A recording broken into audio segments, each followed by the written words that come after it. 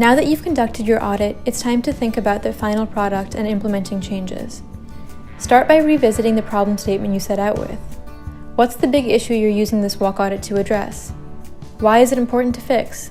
And based on your experience with the walk audit, what are a few solutions you can offer?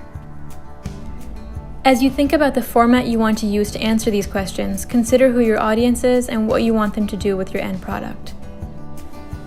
Are you creating an inventoried list of infrastructure issues that need to be fixed along the walking route so that the Department of Planning or Public Works has a checklist to start tackling these problems? Are you identifying a few good and bad examples as case studies to inspire similar municipal improvement projects later down the road?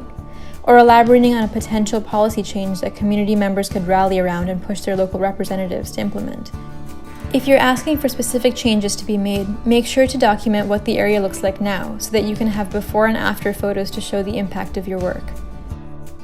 Also think about how accessible your final product is, and to whom. Consider issues like avoiding technical language so that your work is communicating with a larger audience. And think about how approachable your format is. Do you have to have specific software or a social media or Gmail account to access the final product?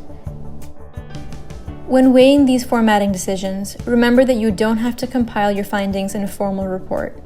Think about what makes the most sense for your audience and for the point you're trying to make. For example, if you think photos, drawings, or other graphics are most important, maybe putting together a slide deck in Google Slides or PowerPoint makes the most sense.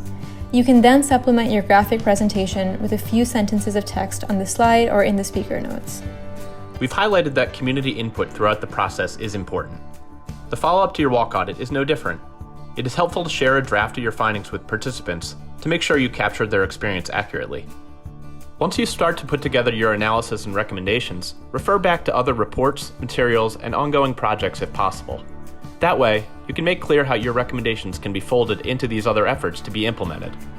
In addition to participants and other interested community members, be sure to share your work with city or planning officials and organizations working on advancing these or similar issues so that they can refer to your work as they think through their own projects.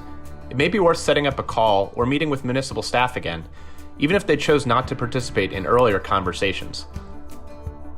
Building buy-in from decision makers improves follow-up and implementation. Think about sharing a photo or video from the walk audit that catches people's attention on social media. Social media can increase your report's reach. In addition to sharing it with your own network, you can comment on other relevant posts and point them to the walk audit findings.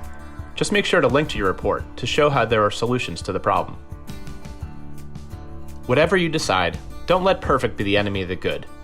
Getting your walk audit findings out will make it so more community members know about the problems and possible solutions to create a more walkable community. They may even want to participate in your next walk audit.